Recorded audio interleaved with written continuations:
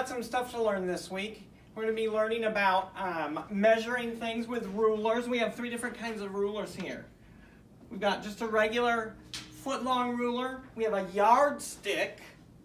Then we have a tape measure here. And we're going to learn how to use those and why they're different. Okay?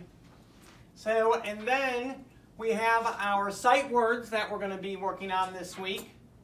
So those who are learning the pre-K sight words, the 4 of them, the words are look, make, me, and my. Look who's coming over for breakfast this morning. Please make me a peanut butter and jelly sandwich. Don't give me any coffee.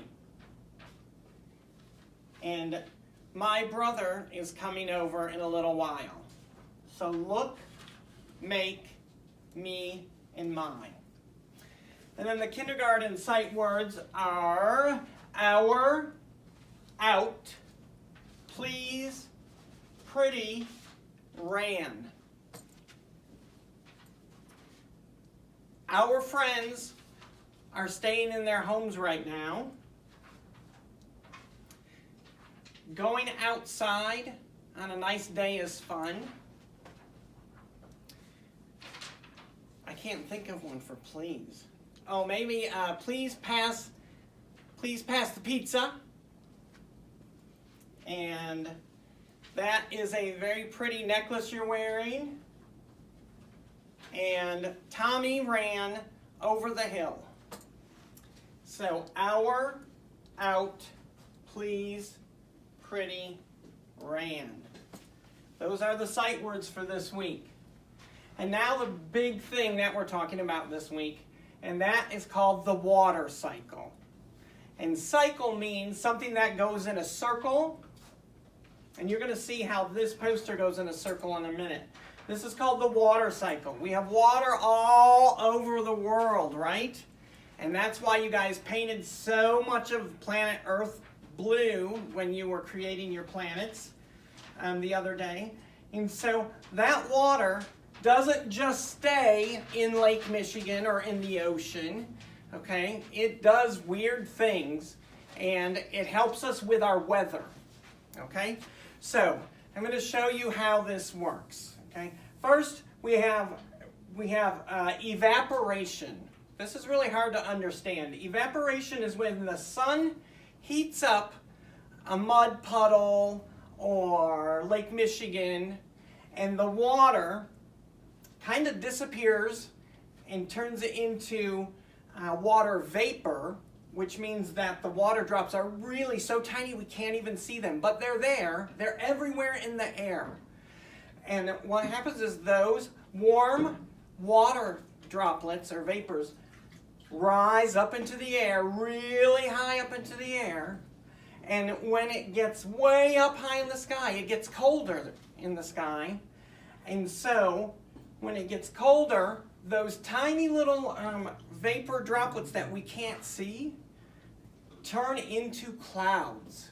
When that warm water droplets get cold, then they turn into clouds, and that is called condensation. Okay, we got some big words this week. Evaporation, condensation, and then we have precipitation. So when we have lots of clouds in the sky, that means there's lots of water in the sky, okay?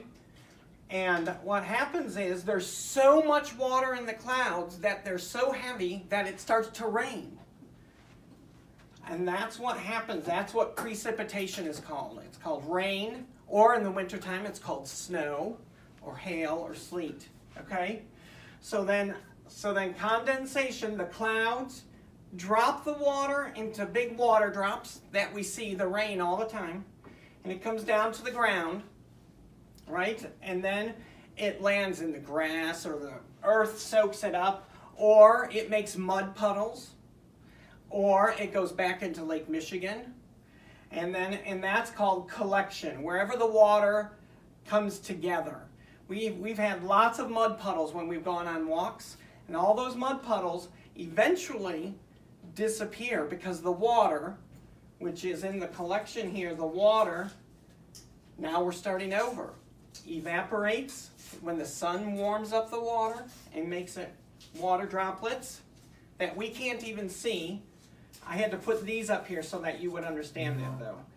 And then when it gets really high in the sky, those warm water droplets get cold and they turn into clouds.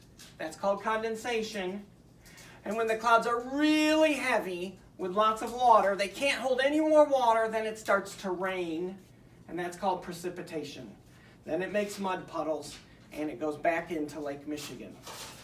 All right, boys and girls, that's the water cycle, and we're going to learn more about each one of those, evaporation, condensation, precipitation, very soon, okay? Thank you very much, and we'll talk to you later. Bye.